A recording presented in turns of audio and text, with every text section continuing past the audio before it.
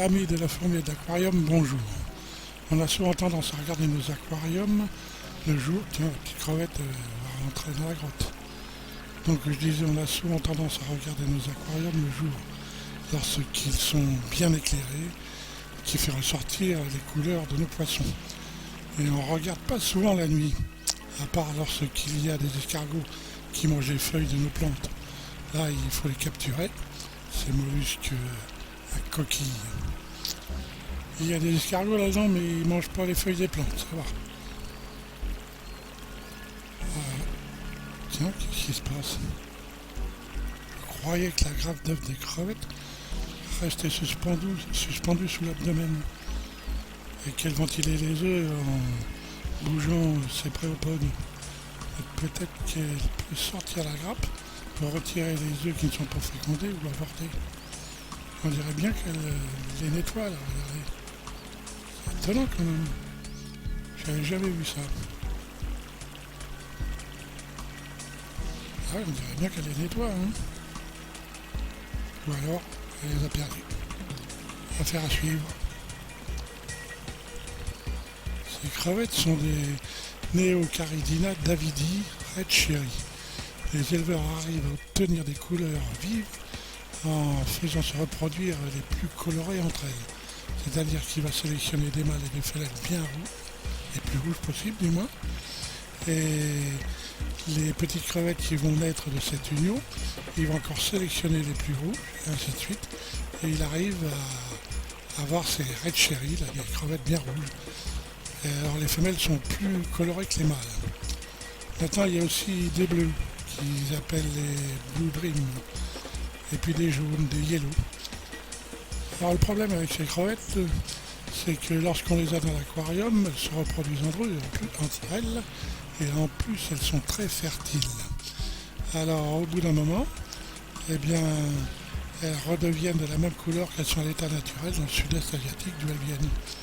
Alors, pour essayer de garder un maximum de couleurs, il faut racheter des femelles bien colorées. Et là, elles vont se reproduire avec les mâles qu'il y a dedans. En général, elles vivent environ 18 mois. Mais on n'en manque jamais parce que, je vous dis, elles font tellement petits, c'est l'enfer. Moi, je m'y nage régulièrement dans l'aquarium pour les pêcher et je les donne aux fourmis. J'adore ça. En plus, elles sont très actives. Elles sont toujours en train de chercher quelque chose. Elles sont soit au sol, soit sur les feuilles. Elles mangent un peu aussi les algues sur les feuilles. Il faut dire que moi je suis bien éclairé, j'ai quand même beaucoup d'algues. Là, on a un Corydoras anos. Ce sont des poissons de fond. Ils mangent toute la nourriture qui tombe au fond de l'aquarium. Il ne faut pas hésiter non plus à leur donner des vers de vase, ils adorent ça. Mais attention, ce ne sont pas vraiment des nettoyeurs, hein, contrairement aux crevettes, qui sont des détritivores et qui mangent tout ce qui est comestible au fond de l'aquarium. Si un poisson meurt et que vous ne le retrouvez pas, les crevettes vont se charger de le faire disparaître avant qu'il ne fasse trop de pollution. Là, il ne faut pas non plus qu'il y ait une hécatombe de poissons, sinon elles ne vont pas arriver à s'en sortir, les pauvres crevettes. Nous arrivons sur un changement de sol. Jusqu'à maintenant, nous étions sur des plages de sable de la Loire. Et là, on a un mélange de billes d'argile, de pouzzolane et de sable. Le pouzzolane est une roche naturelle. Elle est constituée de scories volcaniques basaltiques. Alors les avantages, c'est léger, drainant, c'est poreux, donc ça favorise le développement des micro-organismes et ça retient bien les oligo-éléments. Et tout ça, c'est très bon pour les plantes. C'est pour ça qu'à la création de l'aquarium, j'ai fait des séparations en collant du chêne au liège au fond de façon à avoir différents sols et différentes hauteurs. Voilà une Cladophora linae. Alors j'en ai plusieurs dans l'aquarium, mais attention, c'est pas une mousse, hein. C'est une algue. Elle ne bouffe pas plus de nitrate que n'importe quelle plante. Elle produit de l'oxygène aussi. Mais elle roule sur le fond de l'aquarium et ramasse plein de petites saletés. Les crevettes l'adorent, car justement il y a plein de petits micro-organismes à manger. Et en plus, les bébés crevettes viennent s'y réfugier pour pas se faire bouffer. Puis là, on a un corridora albinos. On va parler un peu des escargots. Ceux-là, on les appelle les malais. Ce sont des mélanoïdes tuberculatus. Alors eux, ce sont des sacrés auxiliaires en tant que jardiniers et puis nettoyeurs. Le jour, ils font pas grand-chose. Ils sont en majorité cachés. Par contre, la nuit, ils bossent les petits gars. Ils s'enfoncent dans le sol et pour se déplacer, ils creusent des tunnels. De cette façon, ils remuent continuellement le sol. Ils font circuler l'eau et cela permet un bon apport d'oxygène et en nutriments. Et les racines en profitent. Du coup, ça permet aux plantes de bien se développer. Ils ont une belle croissance. En plus, ils se nourrissent du surplus de nourriture que les poissons n'ont pas consommé. Et comme les crevettes, ils sont capables d'éliminer un poisson mort au fond de l'aquarium. Cela peut éviter un pic de nitrique qui serait néfaste pour les autres poissons. Et quand ils sont bien adaptés à l'aquarium, ils sont très prolifiques. En plus, ou plutôt elle peut se reproduire par parthénogenèse.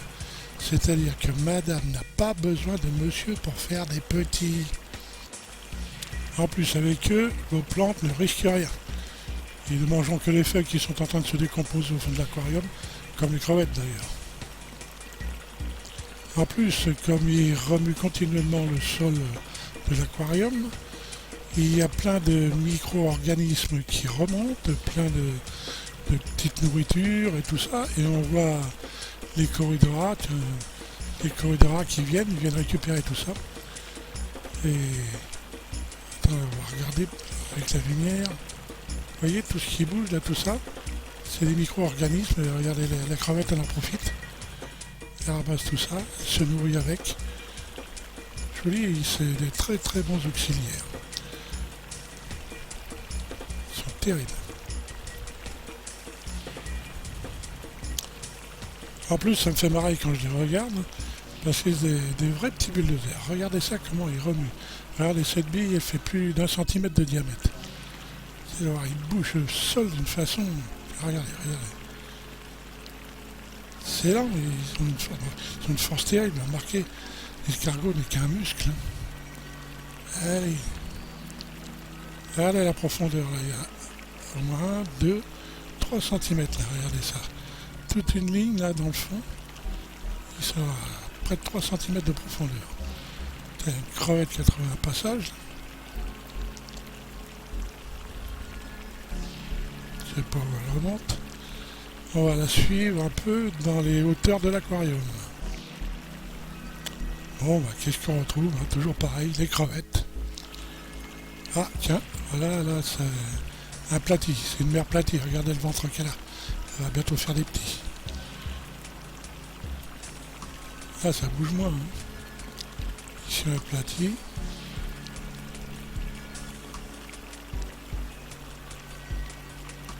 c'est là où dorment les poissons. Alors, le poisson, il dort sans fermer les yeux. Il n'a pas de paupières. Remarquez, tiens, là, c'est un bêta. Remarquez, il est toujours dans l'eau. Alors, il n'a pas la cornée qui sèche. Ouais, des crevettes, les plantes.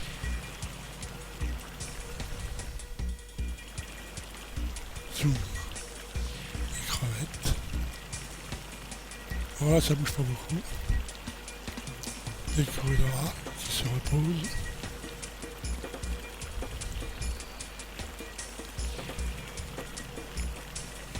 Alors, on ne peut pas dire qu'ils dorment vraiment. D'ailleurs, ils ont toujours l'œil ouvert. Ils ralentissent le battement du cœur, ralentissent la respiration. Il ne faut pas oublier qu'il y a toujours des prédateurs. Alors, ils ne peuvent pas se permettre de s'étaler sur le sol et de pousser un roupillon de 3 heures. Le poisson est presque toujours en danger. À part le requin. Je dirais c'est une des rares espèces de poissons, le requin, qui a une paupière. Mais lui, il ferme quand il attaque. Il a peur de se faire crever un œil, sans doute. Et j'ai beaucoup de plantes avec mon système là, de sol.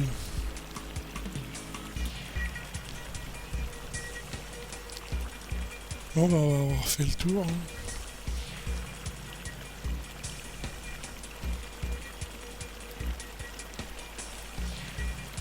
Ah, là, un fantôme. Oula. Oui, il est arrivé, oui. Il a fini sa pause.